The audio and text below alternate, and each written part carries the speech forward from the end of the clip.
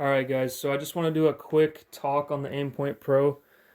I wouldn't even call it a review because I'm just going to try to keep it brief. I'm just going to give you guys some specs on it and then kind of get into my more my personal experiences and the anecdotal stuff later on. So getting right into the specs, like I said, keeping it brief. This thing runs a 2 MOA dot. So some of the older models had 4 MOA. They switched to 2. 2 MOA is pretty much the standard on modern red dots meant to be used on rifles or carbines. Pretty much the only time you're going to see a bigger dot would be on like a pistol system, so like an RMR, an Acro, or something. So 2 MOA is the standard. I'm glad they switched. This thing's got 10 brightness settings, so 6 daytime, 4 nighttime. This is compatible with nods, and apparently it performs pretty well under night vision. They advertise a 30,000 hour battery life. That's on the 7th out of 10 brightness settings. Obviously, if you run it brighter than that, it's not going to last quite as long, but 30,000 hours is basically 3 years. So normally I just say, hey, try to switch your batteries once a year and you can kind of just stay ahead of it and you never have to witness any dimming. Um, Kind of the big negative with this optic, the reason people hate on it is the weight. So the configuration you see here, that's 11.6 ounces total, 7.8 for the optic, 3.8 for the mount. People do make lighter mounts for it, but then again, that's more money, which the whole appeal of this optic is how cheap it is. So you go spending extra money on mounts, you're kind of defeating the purpose a little bit. This mount you see here is the QRP2. That's the mount that it ships with. I have a bit of a love-hate relationship with this particular mount, which I'll get into a little bit later. Um, but this thing does have a 30 millimeter body, so like I said, makes it compatible with a ton of other mounts. You can see it's threaded there in the front of the housing for a kill flash, so you can run the standard kill flash in it, but you won't be able to close your scope cap. But Aimpoint does make a piece that is both a kill flash and a scope cap. It's just a $90 piece, so it's like, do you really want to spend $90 more just for that? That's something you got to figure out for yourself, right? Just thought it was worth mentioning.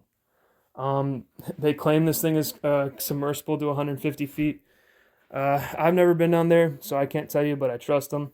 Same thing with the temperature. They claim negative 49 degrees to 150 degrees Fahrenheit. I've never been in those extreme temperatures like that, but I trust them because they're pretty usually pretty solid with all that stuff. This thing also has the standard mil spec coating, which just reduces signature, minimizes reflection. Obviously, on any type of serious use rifle, you want to minimize your signature. So that's pretty much it for the specs. There's obviously different stuff, but that's kind of the relevant stuff. More some of my personal use stuff. Going back to the dot. So if you're running it on the 10th brightness setting, you're going to get a little bit of a halo around the inside of the tube. But what I've found is if the environment requires you to run it on the 10th brightness setting, it's normally so bright in the environment that it washes out that halo and you don't even see it. And then if same thing on the flip side, if you're in a lower light situation, you would never see the halo because you would never have to turn it up that bright. Generally, obviously, there's a little bit of overlap there, but that's generally what I've found with it. It's kind of a moot point, but I just felt like I should mention it. Um, so other mounts for this thing, the QRP2. What I hate about it is it's too big, too bulky. They could have slimmed it down. The knob doesn't need to be that big, but what I like about it is the fact that it's a quick detach, or at least a toolless detachment system. So that knob there, you can by hand just twist that and pop the optic right off. So why do I think that's important? I think everyone should be running backup iron sights. So in the event that your optic goes down, because pretty much all optics have glass in them, which can break. So in the event that something goes wrong with your optic, you can just pop it off by hand, flip up your irons, and be good to go, and not have to pull out a wrench and then have to fool with taking your bolts off and then retaining your bolts and everything. It's just, I would much rather just pop it off by hand rather than having to mess with that. So to me, toolless attachment system is a big deal. Some of the other mounts, this is still the standard mount, just from a different from the side. But so this is a Unity mount. I love Unity's products. I've used a lot of their different products before, and they've all been great. Kind of the reason I steered clear of this is because you can see it's attached with bolts. They do make a separate QD system you can buy, but it's like, okay, you're already spending extra on the mount, and then you gotta go spend extra to make it a QD system. So that's kind of why I steer clear of it, but I just want to show some options. This is the ScalarWorks mount. I've never been hands-on with this, so I can't say, but it looks like it's also a toolless system. It looks like you can twist that knob by hand, but don't take my word for it. Like I said, I've never used it. This is supposed to be pretty lightweight, but also pretty expensive. And then this is the Wilcox mount. So this is the one that I see most often in military settings. I don't know if it gets issued out. I've never been issued an Aimpoint Pro. So I don't know if that gets issued out or if people just buy that because it's lightweight. But that's another option. So as far as kind of the point of contention with this optic is the price. So it comes down to a question of weight versus price. So what you don't pay for in dollars, you're going to pay for in ounces.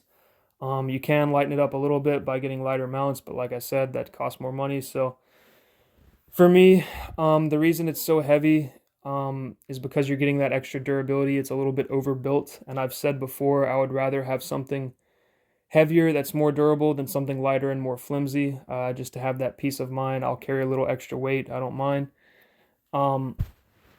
So that's why I think it's not a big deal, but ultimately the price is the driving factor here. So generally this thing's about $450, but it's always going to be less than $5, and sometimes you can even find it for under $4. You're not going to get a cheaper, better value for a serious use red dot. Yes, you can get cheaper red dots that function, like SIG and HoloSun make some, but they just don't have the track record that Aimpoint does.